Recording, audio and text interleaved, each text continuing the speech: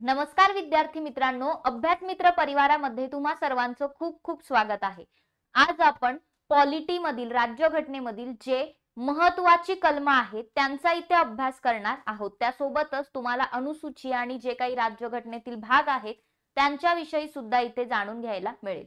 तर हे लेक्चर सुरुवातीपासून शेवटपर्यंत सर्वांनी नक्की बघायचे, जेणेकरून कलमांवरती फिक्स 2 ते 3 प्रश्न विचारले जातात, ते प्रश्न तुमचे सुटतील। कुठल्याही परीक्षेसाठी हे महत्त्वाचं लेक्चर असणार आहे। तर लेक्चरला सुरुवात करण्याआधी जस्ट तुमच्यासाठी एक अनाउन्समेंट की आपण राज्यघटनेच्या नोट्स ज्या आहेत, पॉलिटीच्या ज्या शॉर्ट नोट्स आहेत त्या आणलेल्या आहेत। या शॉर्ट नोट्स तुम्हाला आपल्या ऍप्लिकेशन वरती बघायला मिळतील। सो ऍप्लिकेशन डाउनलोड करा, तिथून या शॉर्ट नोट्स ज्या आहेत त्या तुम्ही घेऊ शकता। तर ह्या एक्झाम ओरिएंटेड नोट्स आहेत, यामध्ये तुम्हाला जे काही दिसेल कंटेंट त्यावरती जास्तीत जास्त प्रश्न त्यातून तुमचे कव्हर होतील। सोबतच रिव्हिजन नोट्स आहेत आणि जे काही आपलं पॉलिटीचं लेक्चर होतं YouTube वरती ऑलमोस्ट 1.3 मिलियन लोकांनी ते बघितलेलं आहे, तर त्या लेक्चरवर आधारित या नोट्स आहेत। ठीक आहे, तर नक्कीच या नोट्स तुम्ही ऍप वरून परचेस करू शकता। त्याचबरोबर आपण कंबाईन पूर्व परीक्षेसाठी कंबाईन प्रतिज्ञा बॅच सुरू केलेली आहे। याची फी फक्त 499 रुपये आहे सुरुवातीच्या काही विद्यार्थ्यांसाठी। तर ही जी बॅच आहे याचे 1 ऑगस्ट पासून लाईव्ह लेक्चर सुरू होतील, तर नक्कीच ही बॅच तुम्ही जॉईन करू शकता, यामध्ये ऍडमिशन घेऊ शकता, जेणेकरून येणाऱ्या कंबाईन पूर्व परीक्षेची तुमची रिव्हिजन जी आहे किंवा तयारी जी आहे ती चांगल्या प्रकारे इथे होणार आहे। तसंच बघा, आपण पुढील वर्षासाठी राज्यसेवेची फाउंडेशन बॅच सुरू केलेली आहे। याचे सुद्धा डिस्क्रिप्टिव्ह लाईव्ह लेक्चर जे आहेत ते 1 ऑगस्ट पासून सुरू होत आहे, तर लवकरात लवकर ही बॅच सुद्धा तुम्ही जॉईन करू शकता। जर तुम्ही नेक्स्ट इयर राज्यसेवेची तयारी करताय किंवा यूपीएससीची मराठीतून तयारी करणार असाल तरी सुद्धा ही बॅच तुम्ही जॉईन करू शकता। यामध्ये एनसीईआरटी चे लेक्चर आहेतच, फक्त स्पेशल एनसीईआरटी ची बॅच पाहिजे असेल, सर्व एनसीईआरटी मराठीतून घेतलेले आहेत, ती सुद्धा बॅच आपल्याकडे आहे। या व्यतिरिक्त आपल्याकडे राज्यसेवेची पूर्व परीक्षेची बॅच सुद्धा सुरू आहे, ज्याची फी फक्त 499 रुपये आहे। अगेन ही रेकॉर्डेड बॅच असेल, यामध्ये तुम्हाला काय मिळणार आहे तर रिव्हिजन पर्पजने जे लेक्चर्स आहेत ते मिळणार आहेत। तर या सर्व बॅचेस कुठे मिळतील? अभ्यास मित्रच्या ऍप्लिकेशन वरती असतील। सोबतच चालू घडामोडींचं आपण पुस्तक आणलेलं आहे, मागील 1.5 वर्षाचं चालू घडामोडी, यामध्ये तुम्हाला प्रश्नांच्या स्वरूपात आणि विथ डिटेल एक्सप्लेनेशन बघायला मिळेल। तर बरेचसे टॉपिक तुमच्या इथे कव्हर होणार आहेत। सो हे जे बुक आहे हे सुद्धा ऍप्लिकेशन वर मिळेल, विथ आपल्याकडे 36 टेस्ट आहेत। तसंच बघा, ऍप्लिकेशनची लिंक डिस्क्रिप्शन बॉक्स मध्ये दिलेली आहे। ऍप्लिकेशन डाउनलोड करा, ऍप्लिकेशन डाउनलोड केल्यानंतर तुम्ही लॉग इन करा, जी बॅच हवी आहे ती तुम्ही परचेस करू शकता किंवा जे बुक हवंय ते तुम्ही परचेस करू शकता।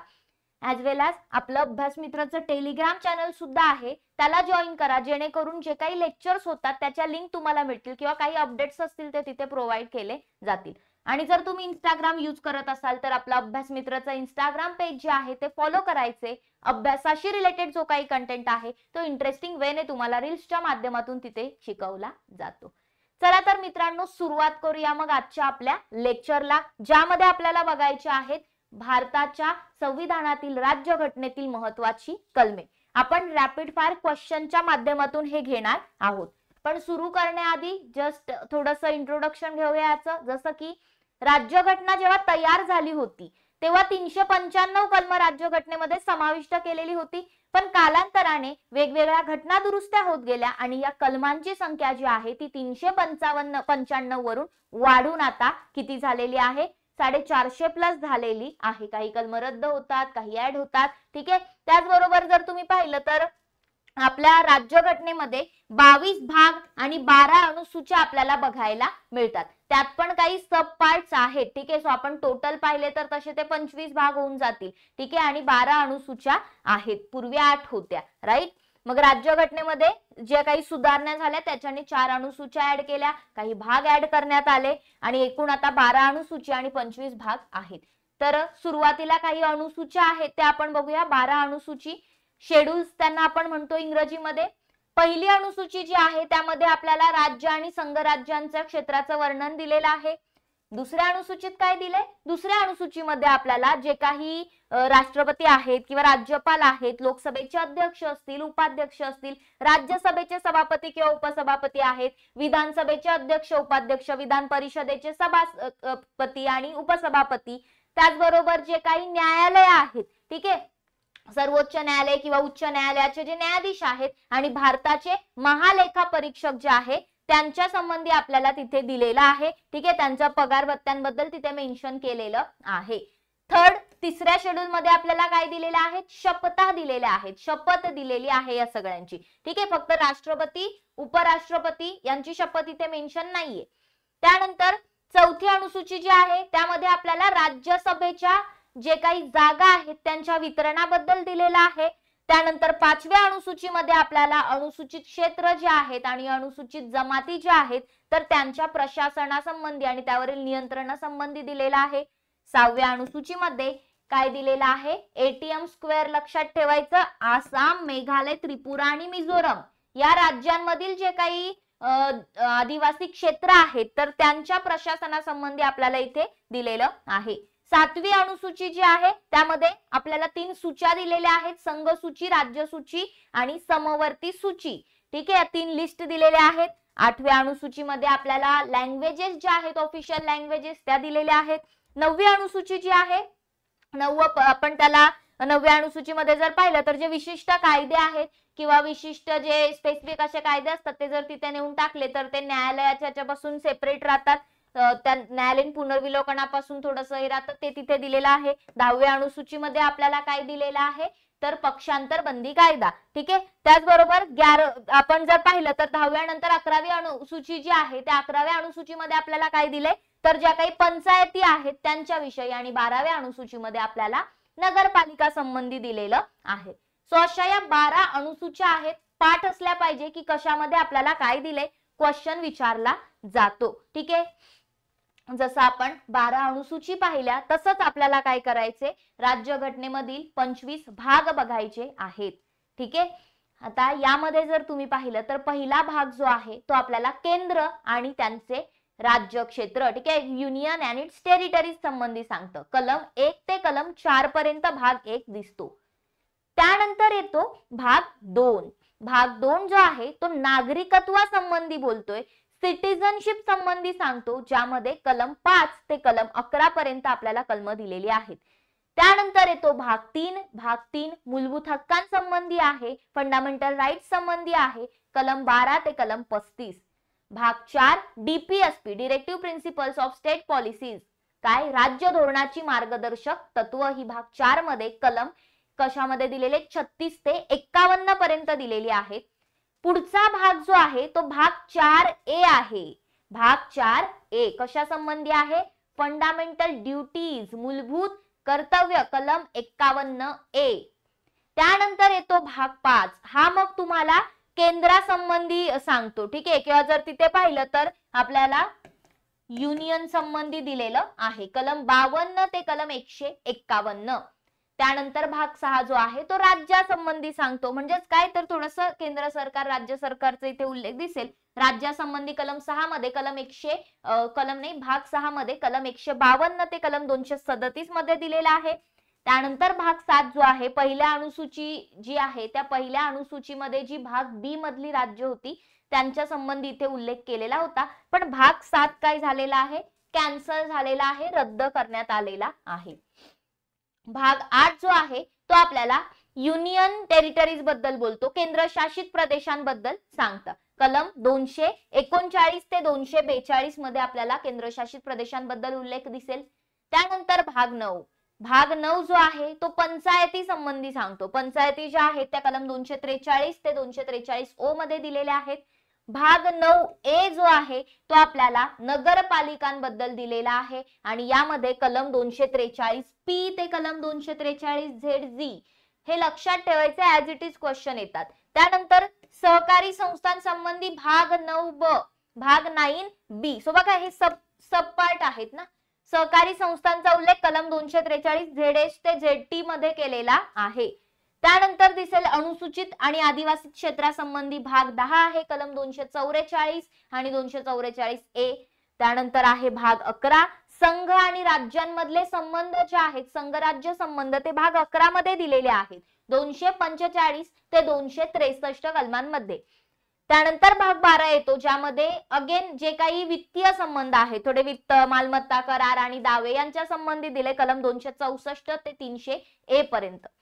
त्यानंतर येतो भाग 13 भारताच्या हद्दीमध्ये अगेन व्यापार विषयक, वाणिज्य विषयक संबंध आहेत. भारताच्या हद्दीत व्यापार, वाणिज्य आणि परस्परासंबंधी गोष्टी दिलेल्या आहेत कलम 301 ते कलम 307 पर्यंत.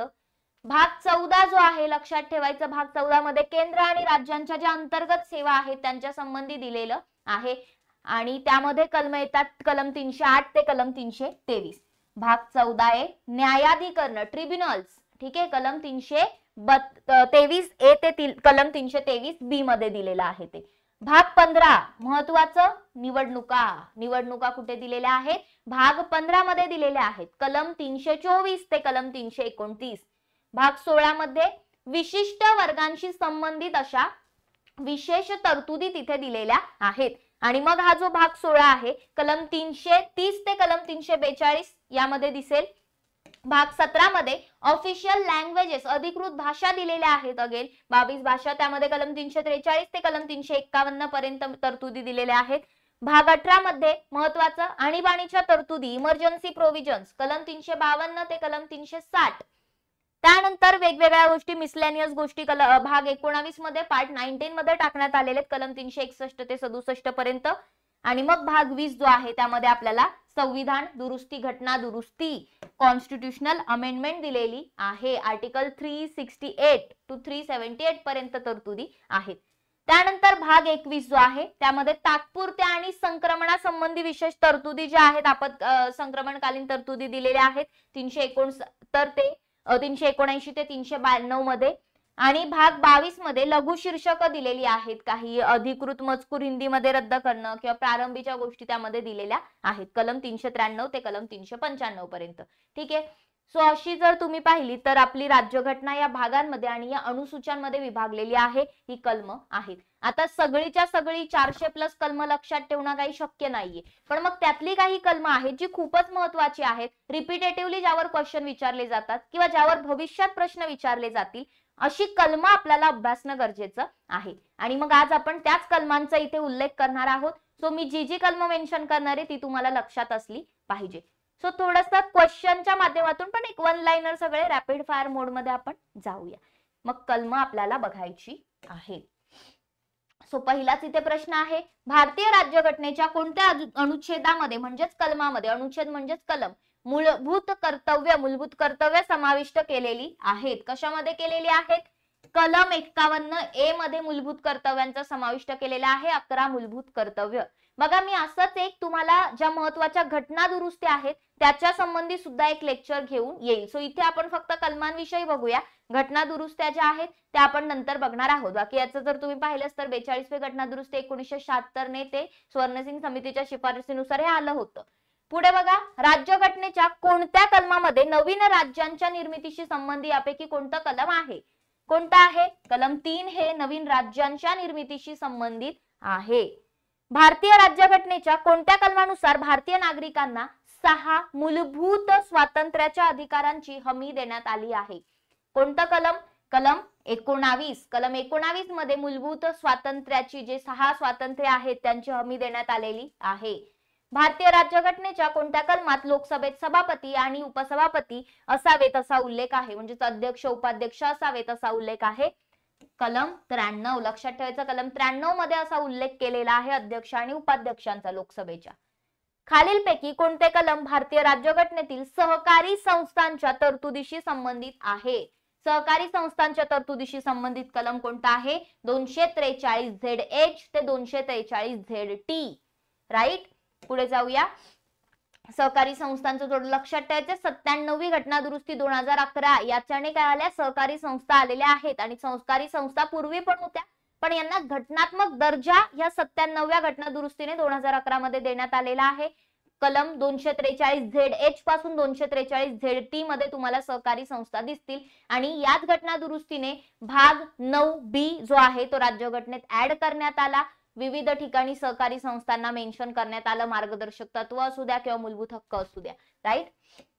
नेक्स्ट, भारतीय राज्यघटनेच्या कोणत्या कलमानुसार पंतप्रधान हे मंत्रिमंडळाचे प्रमुख आहेत? कलम 74. पंतप्रधान हे मंत्रिमंडळाचे प्रमुख आहेत. पंतप्रधानांच्या अध्यक्षतेखाली एक मंत्रिमंडळ असेल.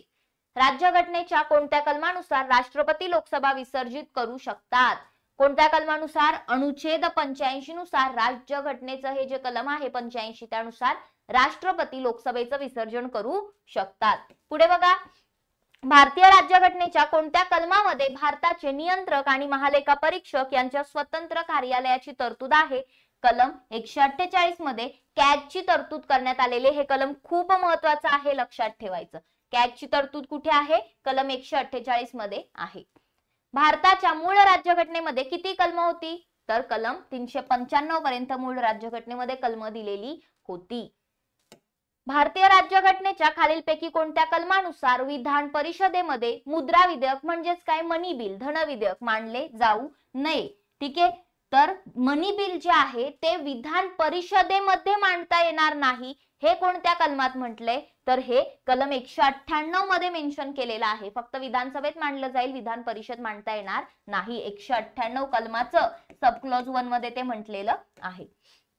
खालीलपैकी कोणत्या लेखात संस्कृती आणि शैक्षणिक हक्क यांचा उल्लेख आहे? तर कलम 29 ते 30 मध्ये आपल्याला काय दिलेला आहे? सांस्कृतिक आणि शैक्षणिक हक्कासंबंधी मूलभूत हक्क दिलेला आहे, एज्युकेशनल अँड कल्चरल राईट. भारतीय राज्यघटनेच्या कलम 80 नुसार राज्यसभेची कमाल संख्या किती असू शकते? किती असू शकते? 250. 250 असली पाहिजे राज्यसभेची मॅक्स नंबर संख्या, सदस्य संख्या. भारतीय राज्यघटनेच्या कितव्या कलमानुसार इंग्रजी ही देशातील सर्व उच्च न्यायालयांची ऑफिशियल लँग्वेज आहे? हे कलम लक्षात ठेवा, 348 च सब क्लॉज 1 मध्ये दिलेला आहे की देशातील जे सगळे उच्च न्यायालय आहेत, हायकोर्ट्स आहेत, त्यांची ऑफिशियल लँग्वेज काय असेल? इंग्रजी असेल. पुढे जाऊया, भारतीय राज्यघटनेच्या कोणत्या कलमानुसार निवडणूक आयोग जो आहे त्याच्याबाबत तरतूद केलेली आहे? कलम 324. कलम 324 मध्ये आपल्याला काय दिलेला आहे? निवडणूक आयोगाची तरतूद करण्यात आलेली आहे. महत्वाचा रिपीटेटिव्हली विचारला जाणारा प्रश्न. नागरिकत्वाबाबत कायदे करण्याचा अधिकार संसदेला कोणत्या कलमानुसार आहे? कोणत्या कलमानुसार संसद कायदे करू शकते नागरिकत्वासंबंधी? अनुच्छेद 11. कलम 11 नुसार कायदे करू शकते आणि वेळोवेळी कायदा केलेला आहे, म्हणजेच कायद्यात सुधारणा सुद्धा केलेली आहे. आणि त्या कायद्यानुसारच आपण 1955च्या कायद्यानुसारच मग नागरिकत्व आता आपल्याला मिळालेलं आहे किंवा इथून पुढे मिळतं, लोकांना मिळेल किंवा लुप्त जे नागरिकत्व काढून पण घेतलं जाऊ शकतं. खालीलपैकी कोणी भारतीय राज्यघटनेच्या कलम 370 चा मसुदा तयार केला? बघा, आर्टिकल 370 चा मसुदा कोणी तयार केला होता? गोपाल स्वामी अय्यंगर यांनी हा आर्टिकल 370 चा कलम 370 चा मसुदा तयार केला होता, जम्मू काश्मीर. भारतीय राज्यघटनेचे कलम 51A कधीपासून लागू झालं? 42वी घटना दुरुस्ती 1976 मध्ये झाली आणि त्यानंतर हे कलम जे आहे ते ऍड करण्यात आलं, ते लागू झालं 3 जानेवारी 1977 पासून. मूलभूत कर्तव्य. पुढे म्हटले, प्रत्येक नागरिकाला, तो स्त्री असो किंवा पुरुष असू द्या, समान कामासाठी समान वेतन दिले जाईल असं कोणत्या कलमाखाली म्हटलं आहे? समान कामासाठी समान वेतन हे मार्गदर्शक तत्वांमध्ये म्हटलेलं आहे. तर मार्गदर्शक तत्वांचे कलम आपल्याला माहिती आहे 36 पासून पुढे येतात. कलम 39 मध्ये म्हटलेलं आहे. समाजवादी तत्व आहे. राज्यघटनेच्या कोणत्या अनुच्छेदामध्ये अस्पृश्यता संपवण्याचा उल्लेख केलेला आहे? Abolition of untouchability. कलम 17 मध्ये आपल्याला हे दिलेलं आहे. राज्यघटनेच्या कोणत्या अनुच्छेदामध्ये रिट्सशी संबंधित तरतुदी नमूद करण्यात आलेल्या आहेत? जे रिट्स काढले जातात 5, मॅन्डॅमस, हेबियस कॉर्पस, प्रोहिबिशन, सर्शिओराय, कोवॉरंटो, हे जे रिट्स काढले जातात तर हे कलम 32 मध्ये याची तरतूद करण्यात आलेली आहे. उच्च न्यायालय या कलमानुसार रिट्स काढू शकते. कलम 226 नुसार सर्वोच्च न्यायालय या कलमानुसार रिट्स काढू शकते. कलम 226 नुसार उच्च न्यायालय, हायकोर्ट रिट्स काढू शकतं. पुढे बघा, राज्यघटनेच्या कोणत्या कलमामध्ये मनी बिल जे आहे त्याची व्याख्या नमूद केलेली आहे? व्याख्या विचारले, व्याख्या 110 मध्ये दिलेली आहे, प्रोसेस 109 मध्ये आहे. ठीक आहे, हा UPSC चा क्वेश्चन होता या वर्षीचा. सो व्याख्या 110 मध्ये दिलेली आहे. पुढे बघा, राज्यघटनेच्या कोणत्या कलमात राष्ट्रपतींना अध्यादेश जारी करण्याच्या अधिकाराबद्दल सांगितले आहे? राष्ट्रपतींचा वटहुकूम कलम 123, राज्यपालांचं 213, राष्ट्रपतींचं 123 ऑर्डिनन्स. भारतीय राज्यघटनेतील खालीलपैकी कोणते कलम सक्तीच्या मजुरीवर बंदी घालते आणि शोषण रोखते? सक्तीची मजुरी, बरोबर, वेठबिगारी वगैरे सक्तीची मजुरी कलम 23. Exploitation, right against exploitation. भारतीय राज्यघटनेच्या खालीलपैकी कोणत्या कलमात नागरिकत्वाच्या हक्कांची सातत्य नमूद आहे? की नागरिकत्व जे आहे ते कंटिन्यू राहील, जोपर्यंत काही चुकीचं होत नाही तोपर्यंत कंटिन्यू राहील. कलम 10 मध्ये हे मेन्शन केलेलं आहे. पुढे बघा, भारतीय राज्यघटनेचा कोणता कलम भारताच्या नियंत्रक आणि महालेखा परीक्षकाशी संबंधित आहे? तर त्याच्या अहवाल, त्याच्याशी संबंधित नाही तर त्याच्या लेखा परीक्षण अहवालाशी संबंधित आहे. कलम 151. ठीक आहे, कलम 151 हे त्याच्या अहवालाशी संबंधित आहे. 148 त्याच्या पदाशी संबंधित आहे. भारतीय राज्यघटनेतील कोणते कलम स्वातंत्र्याच्या अधिकाराशी संबंधित आहे? कलम 19 मध्ये फ्रीडम दिलेले आहेत 6 प्रकारचे. भारतीय राज्यघटनेतील खालीलपैकी कोणते कलम शोषणाविरुद्धचा अधिकार प्रदान करते? शोषणाविरुद्ध, राईट अगेन्स्ट एक्सप्लॉयटेशन कलम 23 मध्ये दिलेलं आहे. वेठबिगारी, गुलामगिरीला बंदी. हक्क कमी करणारे कायदे कोणत्या कलमाखाली रद्दबातल घोषित केले आहेत? असा कुठलाही कायदा बनू शकत नाही जो मूलभूत हक्कांचं उल्लंघन करेल आणि ते कायदा जर बनला तर त्याला रद्दबातल ठरवण्यात येईल. ही तरतूद कलम 13 मध्ये करण्यात आलेली आहे. थोडक्यात कुठेतरी इथे इनडिरेक्टली न्यायालयीन पुनर्विलोकनाचं तत्व स्पष्ट होतं. नेक्स्ट बघा, भारतीय राज्यघटनेच्या कोणत्या कलमात संसदेतील कामकाज हिंदी किंवा इंग्रजीमध्ये चालवले जावे असा उल्लेख आहे? कोणत्या कलमामध्ये आहे उल्लेख? लक्षात ठेवा, संसदेची भाषा हिंदी किंवा इंग्रजी असेल. 120 कलम येऊ शकतो. प्रश्न इम्पॉर्टंट आहे, कलम 120. नेक्स्ट, संविधानाच्या कोणत्या कलमात घटनात्मक उपायांचा अधिकार आहे? कॉन्स्टिट्यूशनल रेमेडीज, घटनात्मक उपाय हे कलम 32 मध्ये दिलेलं आहे. डॉक्टर बाबासाहेब आंबेडकरांनी या कलमाला खूप महत्व दिलेलं आहे, बरोबर. पुढे बघा, संसदेच्या 2 अधिवेशनांमध्ये 6 महिन्याचं अंतर जे आहे त्याची आवश्यकता कोणत्या लेखात आहे? म्हणजे कमीत कमी 6 महिन्याचं अंतर असेल, सॉरी जास्तीत जास्त 6 महिन्याचं अंतर असेल. तो कलम 85 मध्ये ही तरतूद करण्यात आलेली आहे.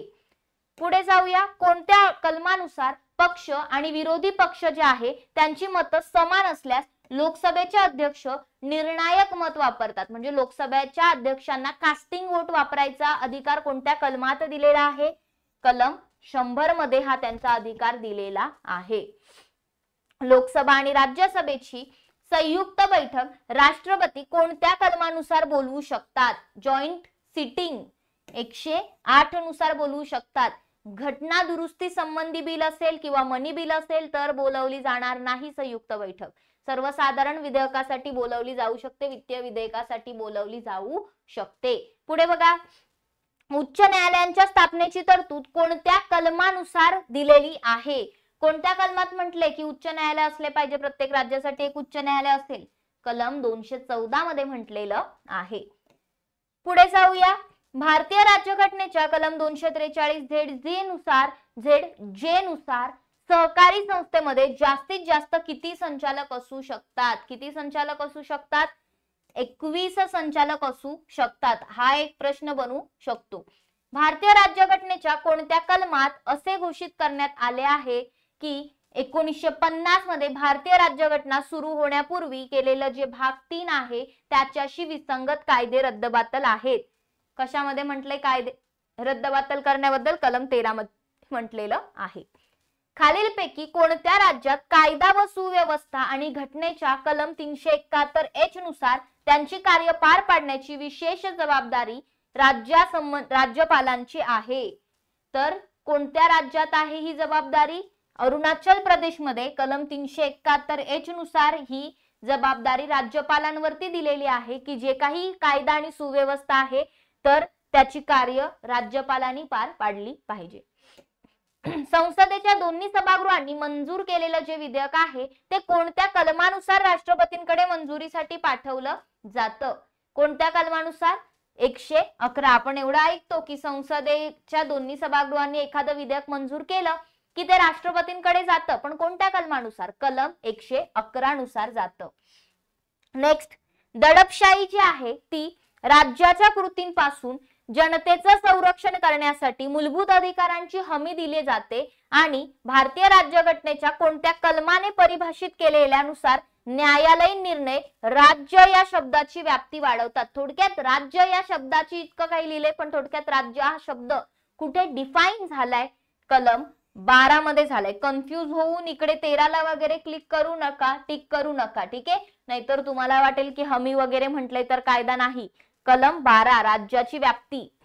त्यानंतर काय विचारलंय? राज्यघटनेच्या कोणत्या कलमाने सर्वोच्च न्यायालयाला मूलभूत हक्कांचं सतर्क रक्षक बनवलं आहे? कलम 13.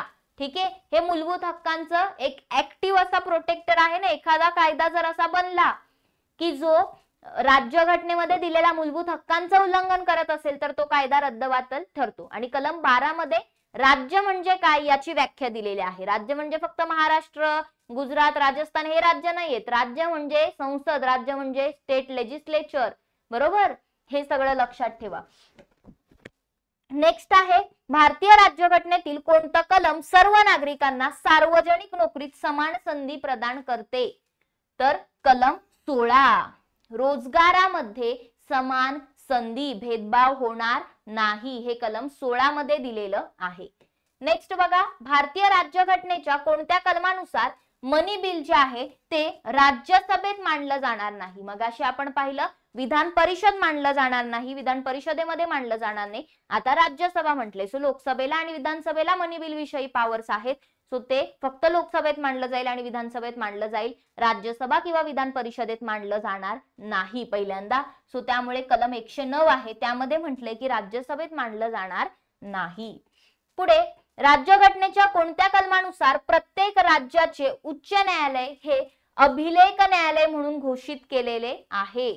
तर कलम 215 मध्ये त्याला घोषित केलेलं आहे अभिलेखाचं न्यायालय, रेकॉर्ड्स. ठीक आहे, पुढे बघा, प्रत्येक राज्यासाठी उच्च न्यायालय असेल अशी तरतूद कोणत्या कलमात केलेली आहे? कलम 214 मध्ये केलेली आहे. उच्च न्यायालयांना कोणत्या कलमानुसार रिट्स जारी करण्याचा अधिकार दिलेला आहे? मी तुम्हाला सुरुवातीला सांगितलं, कलम 226 नुसार हायकोर्ट्स रिट्स जारी करू शकतात. कलम 32 नुसार सुप्रीम कोर्ट रिट्स जारी करू शकतात. राज्यघटनेच्या कोणत्या कलमामध्ये केंद्र आणि त्यांचे प्रदेश असा उल्लेख केलेला आहे? केंद्र आणि त्यांचे प्रदेश, युनियन अँड इट्स टेरिटरीज, यांचा उल्लेख कलम 1 मध्ये केलेला आहे. आणि त्यामध्येच India shall be union of states म्हटलंय ना, बरोबर? हे लक्षात ठेवा. India that is Bharat shall be union of state. भारतीय राज्यघटनेच्या खालीलपैकी कोणतं कलम धार्मिक स्वातंत्र्याच्या अधिकाराची हमी देते? धार्मिक स्वातंत्र्याविषयीचे हक्क कुठे दिलेले आहेत? पार्ट 3 मध्ये कलम 25 ते 28 मध्ये दिलेले आहेत. नेक्स्ट, भारतीय संघराज्यातील पंतप्रधान आणि इतर मंत्री यांची नियुक्ती भारताच्या कोणत्या राज्यघटनेच्या कलमानुसार राष्ट्रपतींद्वारे केली जाते? तर कोणत्या? कलम 75 नुसार नियुक्ती केली जाते. राष्ट्रपती यांची नियुक्ती करतात. ठीक आहे, मग पंतप्रधान असू द्या किंवा मंत्री असू द्या. नेक्स्ट, भारतीय राज्यघटनेच्या मूळ स्वरूपात किती कलमा आहेत? 395 कलमा आहेत. राज्यघटनेच्या कोणत्या कलमांमध्ये नागरिकत्वासंबंधी तरतुदी दिलेल्या आहेत? कलम 5 ते 11 भाग 2 मध्ये नागरिकत्वासंबंधी तरतुदी आहेत.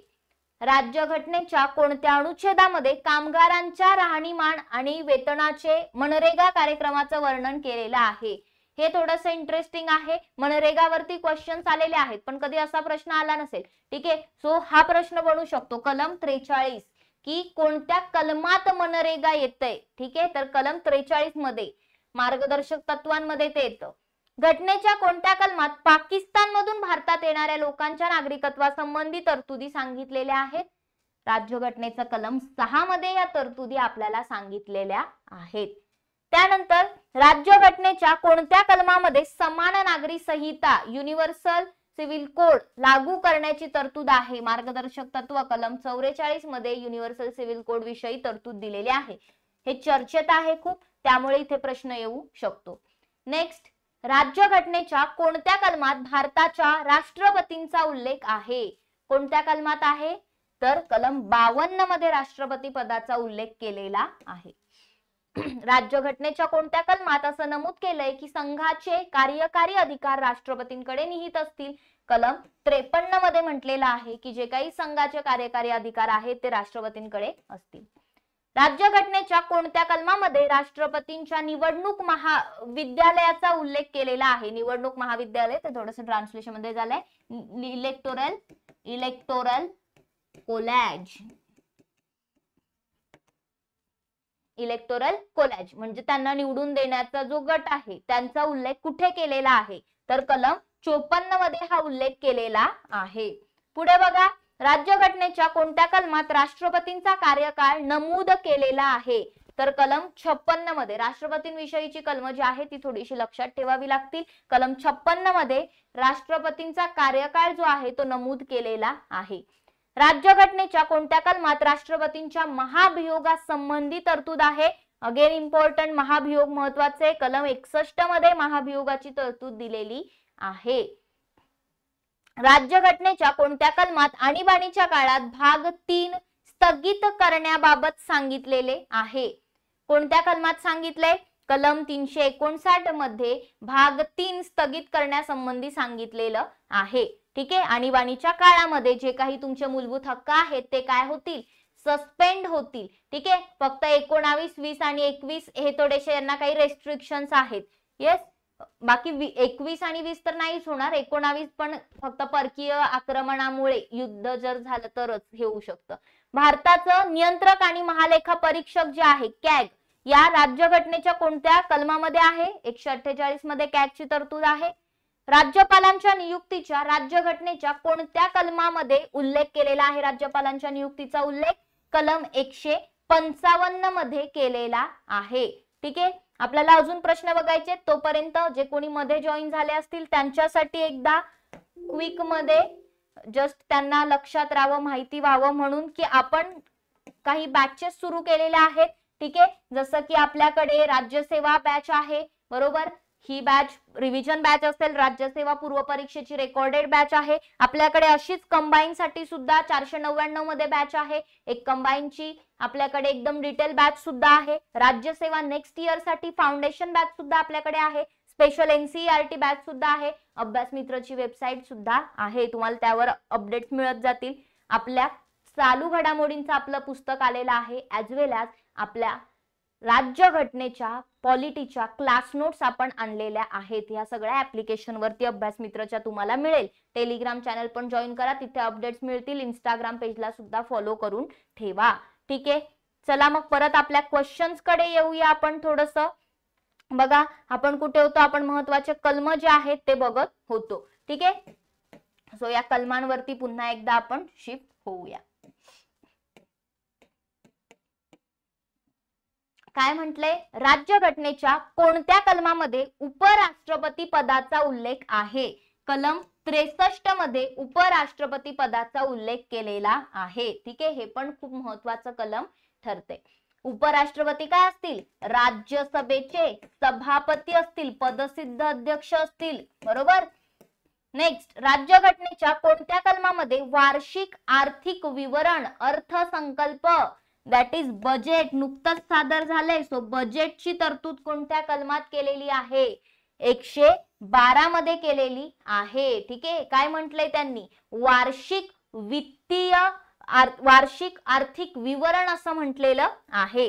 नेक्स्ट, राज्यघटनेच्या कोणत्या कलमामध्ये संघराज्याच्या ऑफिशियल लँग्वेजेसचा उल्लेख केलेला आहे? कलम 343 मध्ये संघराज्याच्या अधिकृत भाषेचा उल्लेख केलेला आहे. भारतीय राज्यघटनेतील कलम 2 कशाशी संबंधित आहे? कलम 2 मध्ये नवीन राज्यांचा प्रवेश किंवा त्यांची स्थापना या संबंधी तरतूद केलेली आहे. भारतीय राज्यघटनेच्या कोणत्या कलमात अशी तरतूद आहे की पंतप्रधानांसोबत मंत्री परिषद असेल ज्याचा प्रमुख पंतप्रधान असेल? सो आपण पाहिलं पंतप्रधानांच्या अध्यक्षतेखाली एक मंत्रिमंडळ असेल, हे कलम 74 च्या उपकलम 1 मध्ये म्हणण्यात आलेलं आहे. नेक्स्ट क्वेश्चन, भारतीय राज्यघटनेच्या कोणत्या कलमात असं म्हटलंय की राष्ट्रपती किंवा राज्यपाल किंवा कुठल्याही राज्याचा प्रमुख त्याच्या कार्यालयातील अधिकार आणि कर्तव्य पार पाडण्यासाठी किंवा त्याने केलेल्या कोणत्याही गोष्टीसाठी कोणत्याही न्यायालयाला उत्तरदायी असणार नाही. थोडक्यात त्यांना काय मिळतंय, प्रोटेक्शन मिळतंय त्यांच्या पिरियड मध्ये, कार्यकाळामध्ये. कलम 361 मध्ये ही तरतूद केलेली आहे. ठीक आहे, लक्षात ठेवायचं आहे. ओके, राष्ट्रपती आणि राज्यपाला संबंधी. पुढे बघा, राज्यघटनेच्या कोणत्या कलमामध्ये पंचायत राजची व्याख्या दिलेली आहे, तर पंचायत राजची व्याख्या कलम 243 मध्ये देण्यात आलेली आहे. ठीक आहे, व्हेरी गुड. पुढे जाऊया, राज्य धोरणाच्या निर्देशनात्मक तत्वांच्या कोणत्या कलमानुसार प्रसूती रजेवर कार्यरत असलेल्या महिलेला नियोक्त्याकडून सर्व प्रसूती लाभ मिळावेत. जे काही प्रेग्नेंट वुमेन्स आहेत, त्यांच्या डिलिव्हरी नंतर जी काही लिव्हिंग पिरियड असतो त्यांचा, त्या संबंधी कुठे दिलंय, तर कलम 42 मध्ये दिलेला आहे. मार्गदर्शक तत्वामध्ये हे मेन्शन केलेलं आहे. भारतीय राज्यघटनेच्या कोणत्या कलमात अनुसूचित जाती आणि अनुसूचित जमातीची व्याख्या आहे? कलम 366 मध्ये अनुसूचित जाती आणि अनुसूचित जमातींची डेफिनेशन दिलेली आहे. नेक्स्ट बघा, राष्ट्रपतींच्या विशेष अभिभाषणाची तरतूद कोणत्या कलमात करण्यात आलेली आहे? राष्ट्रपती काय करतात, अभिभाषण करतात संसदेला संबोधून. ठीक आहे, नवीन इलेक्शन झाल्यानंतर. 87 मध्ये ही तरतूद केलेली आहे. नवीन इलेक्शन झाल्यानंतर आणि प्रत्येक वर्षाचं, नवीन वर्षाचं पहिल्या अधिवेशनामध्ये. राष्ट्रपती कोणत्या कलमानुसार व्हीटो पॉवर वापरतात? नकाराधिकार, व्हीटो पॉवर कोणत्या कलमानुसार वापरतात? कलम 111 नुसार राष्ट्रपती व्हीटो पॉवर वापरतात. भारतीय राज्यघटनेतील घटनात्मक उपायांच्या अधिकारांबाबत खालीलपैकी कोणते वर्गीकरण करण्यात आले आहे? घटनात्मक उपाययोजना ज्या आहेत त्या कलम 32 ते 35 मध्ये दिलेल्या आहेत. अगेन इथे मिलिटरी वगैरे पोलिसांच्या मूलभूत हक्कांविषयी पण मेन्शन केले. राष्ट्रपतींच्या शिफारसीशिवाय कोणतेही कर लादणारं बिल जे आहे ते विधिमंडळात मांडता येणार नाही, ही तरतूद भारतीय राज्यघटनेत समाविष्ट करण्यात आलेली आहे. कोणत्या कलमामध्ये समाविष्ट करण्यात आलेली आहे? तर कलम 117 मध्ये म्हटले की जोपर्यंत राष्ट्रपतींची शिफारस नाही तोपर्यंत कुठलंही कर वाढवणारं, कर लादणारं बिल जे आहे ते विधिमंडळामध्ये मांडता येणार नाही. पुढे बघा, भारतीय राज्यघटनेतील कोणता कलम केंद्रीय संसद राज्य विधानमंडळांनी केलेल्या कायद्यापेक्षा घटनात्मक तरतुदींना प्राधान्य देतं? तर कलम 13. कलम 13 काय म्हणतं? कायद्यांपेक्षा घटनेमध्ये जे काही हक्क दिलेत, घटनेत ज्या गोष्टी दिलेल्या आहेत त्या महत्वाच्या आहेत. एखादी गोष्ट घटनाबाह्य आहे की नाही हे कलम सांगतं. भारतीय राज्यघटनेतील कलम 301 कशाशी संबंधित आहे? अगेन हे 301 44व्या घटना दुरुस्ती मालमत्तेचा अधिकार जो आहे तो कलम 31 मध्ये जो दिला होता मूलभूत हक्कांमध्ये त्याला काढण्यात आलं आणि त्याला काढून कुठे टाकण्यात आलं? लीगल राईट्स मध्ये 300 भाग 12 मध्ये टाकण्यात आलं. राईट. पुढे बघा, भारतीय राज्यघटनेच्या कोणत्या कलमात भारतीय द्विसदनी संसदेची तरतूद केलेली आहे? कलम 79 मध्ये म्हटलेलं आहे की संसदेमध्ये लोकसभा, राज्यसभा आणि राष्ट्रपती तर असतीलच, पण संसद, लोकसभा आणि राज्यसभा मिळून संसद असेल. राज्यसभेचा उल्लेख राज्यघटनेच्या कोणत्या कलमात केलेला आहे? कलम 80. वरिष्ठ सभागृह, राज्यसभा वरिष्ठांचं सभागृह. लोकसभेचा उल्लेख कोणत्या कलमात आहे? 81 मध्ये. 79 मध्ये संसदेचा उल्लेख आहे, 80 मध्ये राज्यसभा, 81 मध्ये लोकसभा. ठीक आहे, असा हा उल्लेख इथे केलेला आहे. नेक्स्ट, राज्यघटनेच्या कोणत्या कलमात अध्यादेश जारी करण्याच्या राज्यपालांच्या अधिकाराबद्दल सांगितलं आहे? राष्ट्रपती अध्यादेश, वटहुकूम जो आहे, ऑर्डिनन्स जे आहे ते कलम 123 नुसार काढू शकतात. राज्यपाल ऑर्डिनन्स कलम 213 नुसार काढू शकतात. राईट. नेक्स्ट, राज्यघटनेच्या कोणत्या कलमात नवीन राज्यांच्या स्थापनेची तरतूद केलेली आहे? कोणत्या कलमामध्ये ही तरतूद केली आहे? कलम 2 मध्ये नवीन राज्यांच्या स्थापनेची तरतूद केलेली आहे. राज्यघटनेच्या कोणत्या कलमात राज्याची व्याख्या नमूद केली आहे? कलम 12 मध्ये राज्याची व्याख्या दिलेली आहे. नेक्स्ट, संविधानाच्या कोणत्या कलमात मूलभूत अधिकारांची अंमलबजावणी करण्याचा संसदेच्या अधिकाराबाबत सांगितलेलं आहे? तर कुठे दिलेलं आहे हे? कशाच्या बद्दल? तर जे काही मूलभूत हक्क आहेत त्यांची अंमलबजावणी करण्याचा अधिकार हा संसदेला आहे, हे कलम 33 मध्ये सांगितलेलं आहे. संविधानाच्या कोणत्या कलमात अनुच्छेदामध्ये आंतरराष्ट्रीय शांतता आणि सुरक्षेशी संबंधित जे काही तरतुदी आहेत त्याचा उल्लेख केलेला आहे, तर कलम 51 मध्ये याचा उल्लेख केलेला आहे. ठीक आहे. नेक्स्ट, भारतीय राज्यघटनेतील खालीलपैकी कोणतं कलम राष्ट्रपतींच्या शपथ किंवा प्रतिज्ञेशी संबंधित आहे? राष्ट्रपतींच्या शपथेचा कलम सर्वांनी पाठ करून ठेवायचं, इम्पॉर्टंट आहे. कलम 60 मध्ये ह्याची तरतूद केलेली आहे, कारण अनुसूचित 3 मध्ये यांची शपथ दिलेली नाहीये, ती कलम 60 मध्ये दिलेली आहे. आणि उपराष्ट्रपतींचा कार्यकाळ राज्यघटनेच्या कोणत्या कलमामध्ये उल्लेख केलेला आहे? तर तो कलम 67 मध्ये उल्लेख केलेला आहे. 63 पासून मग उपराष्ट्रपतींच्या तरतुदी सुरू होतात. राष्ट्रपतींना माहिती देणं हे पंतप्रधानांचं कर्तव्य आहे असं कोणत्या कलमात नमूद केलेलं आहे? तर कलम 78 मध्ये असं नमूद करण्यात आलेलं आहे. ठीक आहे. मंत्रिमंडळ आणि राष्ट्रपतींमधील पंतप्रधान हे दुवा असतात.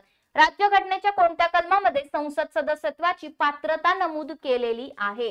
की संसद सदस्य बनण्यासाठी कोण पात्र असेल हे कलम 84 मध्ये नमूद करण्यात आलेलं आहे. राज्यघटने बघा, आणि आता ह्यावर प्रश्न येऊ पण शकतो कारण की रिसेंटली इलेक्शन झालेले आहेत. नेक्स्ट, राज्यघटनेच्या कोणत्या कलमामध्ये सर्वोच्च न्यायालयाचा सल्ला घेण्याच्या राष्ट्रपतींच्या अधिकाराविषयी सांगितलेलं आहे? कलम 143 143 कशामध्ये सांगितलंय? 143 मध्ये सांगितले की सर्वोच्च न्यायालयाकडून राष्ट्रपती सल्ला घेऊ शकतात. सर्वोच्च न्यायालयाने दिलेला सल्ला राष्ट्रपतींवरती बंधनकारक नसतो. भारताच्या संचित निधीचा राज्यघटनेच्या कोणत्या अनुच्छेदामध्ये उल्लेख करण्यात आलेला आहे? बजेट सादर झाले, संचित निधीवर प्रश्न येऊ शकतो. संचित निधीचे आपल्याकडे 3 फंड असतात. एक असतो कन्सोलिडेटेड फंड ऑफ इंडिया, ज्याला आपण संचित निधी म्हणतो भारताचा.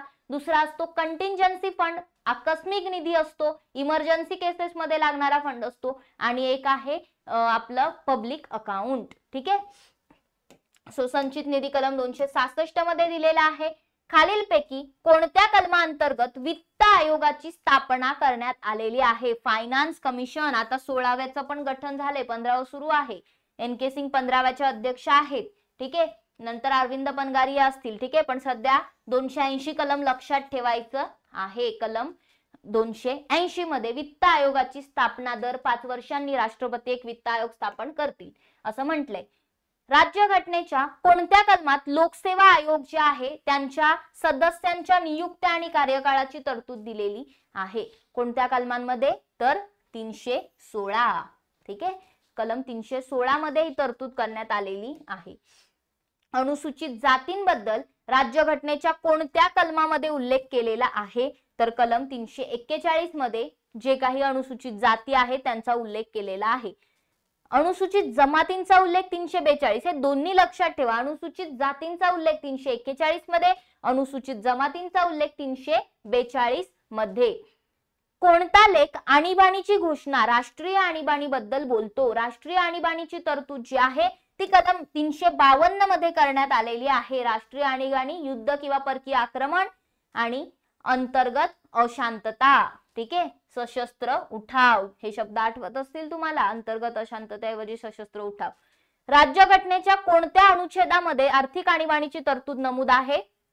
कलम 360. आतापर्यंत राष्ट्रीय आणीबाणी 3 वेळा लावली आणि वित्तीय आणीबाणी आर्थिक आणीबाणी एकदाही लावलेली नाही. तेच जर का राष्ट्रपती राजवट पाहिलं तर खूप वेळा लागलेली आहे. कोणत्या कलमामध्ये घटना दुरुस्तीची तरतूद दिली आहे राज्यघटनेमध्ये? भाग 20 कलम 368 मध्ये घटना दुरुस्तीची तरतूद दिलेली आहे. घटना दुरुस्ती 3 प्रकारे केली जाऊ शकते. स्पेशल मेजॉरिटी, सिंपल मेजॉरिटी आणि स्पेशल मेजॉरिटी प्लस 50% राज्य जे आहेत त्यांच्या जे विधिमंडळ आहे त्यांची परमिशन. ठीक आहे. म्हणजे परमिशन म्हणजे त्यांचं सिंपल मेजॉरिटीने. ठीक आहे. आणि फक्त सिंपल मेजॉरिटीने जी घटना दुरुस्ती केली जाते ती 368 अंतर्गत येत नाही, ती आपल्या भाग 1 मध्ये येते. आणीबाणीच्या काळात लोकसभेचा कार्यकाळ एका वेळी 1 वर्षाने वाढवण्याचा अधिकार संसदेला आहे असं कोणत्या कलमामध्ये म्हटलेलं आहे? जर इमर्जन्सी चालू असेल तर लोकसभेचा जो कार्यकाळ असतो तो जरी संपत आला असेल पण आणीबाणी लावली तर एका वेळी तुम्ही 1 वर्षाने हा कालावधी वाढवू शकता. जोपर्यंत आणीबाणी सुरू राहील तोपर्यंत एका वेळी 1 वर्षाने कालावधी वाढवला जाऊ शकतो. हे कलम 83 मध्ये मेन्शन केलेलं आहे. पुढे बघा, सर्वोच्च न्यायालयाच्या कोणत्या कलमानुसार न्यायिक पुनर्विलोकनाचा जो अधिकार आहे तो देण्यात आलेला आहे? कोणत्या कलमामध्ये दिलेला आहे? हे आर्टिकल इम्पॉर्टंट आहे. कलम 137 मध्ये सर्वोच्च न्यायालयाला हा अधिकार देण्यात आलेला आहे. एका अधिवेशनाची शेवटची बैठक आणि दुसऱ्या अधिवेशनाची पहिली बैठक यामध्ये 6 महिन्यापेक्षा जास्त कालावधी नसावा असं राज्यघटनेत कुठे म्हटलेलं आहे, कोणत्या कलमात म्हटलंय? कलम 85 मध्ये नमूद करण्यात आलेलं आहे. कलम 239 कशाशी संबंधित आहे? कलम 239 हे राष्ट्रपतींद्वारे केंद्रशासित प्रदेशांच्या प्रशासनाशी संबंधित आहे. कशाशी संबंधित आहे? केंद्रशासित प्रदेशाच्या प्रशासनाशी संबंधित आहे. भारतीय राज्यघटनेच्या खालीलपैकी कोणतं कलम 6 वर्षापेक्षा कमी वयाच्या मुलांसाठी लवकर बाळपण, काळजी आणि शिक्षणाची तरतूद करतं? तर कलम 45. कलम 45 जे आहे त्यामध्ये शिक्षणाची तरतूद केलेली आहे. जेव्हा राईट टू एज्युकेशन ऍक्ट आला तर त्याने याच्यामध्ये चेंजेस पण झाले. ठीक आहे. नेक्स्ट, भारतीय राज्यघटनेच्या खालीलपैकी कोणतं कलम असं सांगतं की केंद्रीय सूचीमध्ये, संघ सूचीमध्ये नमूद केलेल्या कोणत्याही बाबतीमध्ये संसदेला कायदे करण्याचा अनन्य अधिकार आहे? कलम 246 मध्ये हे सांगितलेलं आहे. भारतीय राज्यघटनेच्या कोणत्या कलमात असं म्हटलंय की भारताच्या प्रदेशातील सर्व अधिकारी, दिवाणी आणि न्यायिक सर्व जे अधिकार आहेत तसंच सर्वोच्च न्यायालयाच्या मदतीसाठी ते कार्य करतील? हे कुठे सांगितलेलं आहे?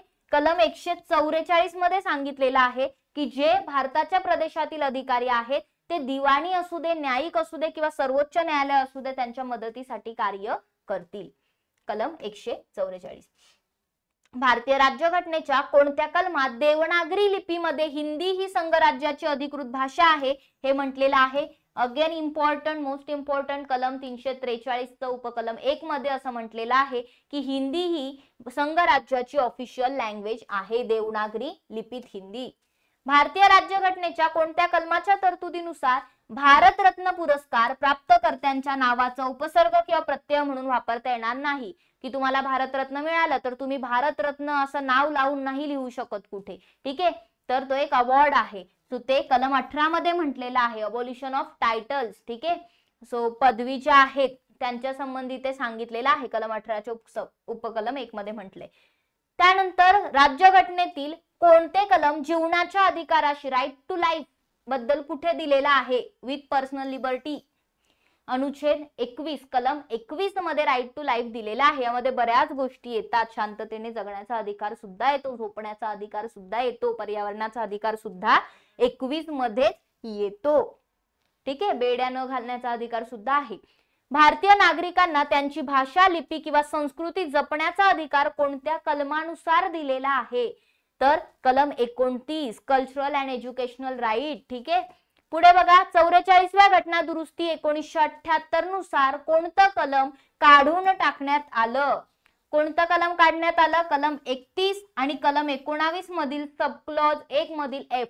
ठीक आहे, सो संपत्ती संपादन करण्याचं स्वातंत्र्य जे होतं मालमत्तेचं, आणि इथे मालमत्तेचा जो अधिकार होता त्याला काढण्यात आला, लिगल राईट्स मध्ये यांना टाकण्यात आलेलं आहे. भारतीय राज्यघटनेच्या कोणत्या कलमामध्ये सार्वत्रिक प्रौढ मताधिकाराची तरतूद करण्यात आली आहे? Again important. ठीक आहे, महत्वाचं, पाठ ठेवायचं. 326, 324 तर निवडणूक आयोगाशी संबंधित आहे. त्यानंतर लगेच 326 मध्ये ही सार्वत्रिक प्रौढ मताधिकाराची तरतूद करण्यात आलेली आहे. प्रश्न येऊ शकतो. राज्यघटनेच्या कोणत्या कलमानुसार राष्ट्रपतींना मागासवर्ग आयोग स्थापन करण्याचा अधिकार देण्यात आला आहे? राष्ट्रीय मागासवर्गीय आयोग स्थापन करण्याचा राष्ट्रपतींना अधिकार कोणत्या कलमानुसार देण्यात आलेला आहे? ठीक आहे, तर हे आपल्याला कलम 340 नुसार हा अधिकार त्यांना देण्यात आलेला आहे. बाकी त्यांच्या तरतुदी ज्या आहेत ते कुठे स्थापन, तर 338 बी मध्ये ते आहे. ठीक आहे, त्याचा उल्लेख, त्याला घटनात्मक दर्जा मिळाले, पण स्थापन करण्याचा राष्ट्रपतींचा अधिकार कलम 340 मध्ये दिलेला आहे. राईट, इथपर्यंत सर्वांना क्लिअर आहे? सो जी काही महत्वाची कलम होती ती आपण या एकाच लेक्चर मध्ये पाहिलेली आहेत. ट्रस्ट मी, एवढी कलम जर तुम्ही लक्षात ठेवली तर परीक्षेत निश्चितच तुमची उत्तरं बरोबर येणार आहेत. कलमांसंबंधी आलेले प्रश्न तुमचे बरोबर येणार आहेत. तर आय होप तुम्ही हे लेक्चर सुरुवातीपासून शेवटपर्यंत पाहिलं असेल. बाकी जे लोक राज्यसेवेची परीक्षा देणार आहात त्यांच्यासाठी आपण एक रेकॉर्डेड बॅच आणलेली आहे. रिव्हिजन पर्पजने ही बॅच आहे फक्त 499 रुपयामध्ये. ऍज वेल ऍज कंबाईन प्रतिज्ञा बॅच सुद्धा आपण सुरू केलेली आहे 499 मध्ये. ती बॅच सुद्धा तुम्हाला कंबाईन पूर्व परीक्षेसाठी फायदेशीर ठरेल. तसंच आपण पुढील वर्षासाठी राज्यसेवा फाउंडेशन बॅच सुरू केलेली आहे डिस्क्रिप्टिव्ह पॅटर्न साठी, ज्यामध्ये आन्सर रायटिंगची सुद्धा प्रॅक्टिस करून घेतली जाईल आणि 1 ऑगस्ट पासून यामध्ये डिस्क्रिप्टिव्ह लेक्चर सुद्धा सुरू होतील. स्पेशल एनसीईआरटी ची बॅच जी आहे ती सुद्धा आपण सुरू केलेली आहे. बाकी एनसीईआरटी या बॅच मध्ये सुद्धा असतील, सेपरेट पाहिजे असतील तर सेपरेट, मराठीतून सगळे एनसीईआरटी या बॅच मध्ये सुद्धा आहेत. तसंच स्टेट बोर्डची बॅच आहे, सब्जेक्ट वाईज सेपरेट बॅचेस आहेत आपल्याकडे, कंबाईन लक्ष बॅच सुद्धा आहे. आता याची फी वाढलेली आहे, 3000 रुपये झालेली आहे. सो फी जेव्हा कमी असते तेव्हा पटापट ऍडमिशन घेऊन टाका. जसं की आता 499 मध्ये बॅचेस सुरू आहे, तुम्ही इनरोल करू शकता. अदर आपली वेबसाईट सुद्धा आहे, त्या वेबसाईटवर आयोगाचे PYQ जे आहेत, सिलेबस जो आहे, अपडेट्स असतात आयोगाचे किंवा स्टेट बोर्ड सुद्धा तुम्हाला इथे अवेलेबल होऊन जातील. करंट अफेअर जीएस सगळ्या गोष्टी मिळतील. सोबतच चालू घडामोडींचं आपलं इयरबुक आलेलं आहे. ही इयरबुक तुम्हाला ऍप्लिकेशनवर मिळून जाईल फक्त 99 रुपयामध्ये. तर निश्चितच हे इयरबुक तुम्ही परचेस करू शकता. विथ टेस्ट आहे. सेम आपल्याला पॉलिटीच्या क्लास नोट सुद्धा आपण रिव्हिजन नोट्स आहेत या आपण आपल्या ऍप्लिकेशनवर आणलेल्या आहेत. सो या नोट्स सुद्धा तुम्ही तिथून ऍपवरून घेऊ शकता. तर या नोट्स ज्या आहेत त्या अगेन पॉलिटीची तुम्हाला एक बेस्ट रिव्हिजन करून देतील. येणाऱ्या परीक्षेसाठी उपयुक्त अशा नोट्स आहेत. सो सगळं कुठे तुम्हाला मिळेल, अभ्यास मित्रच्या ऍप्लिकेशन वरती मिळेल. अभ्यास मित्रचं हे जे ऍप्लिकेशन आहे याची लिंक तुम्हाला डिस्क्रिप्शन बॉक्स मध्ये दिलेली आहे. ऍप्लिकेशन डाउनलोड करा, लॉग इन करा. जी बॅच हवे, जे बुक हवंय, नोट्स हवंय ते तुम्ही परचेस करू शकता.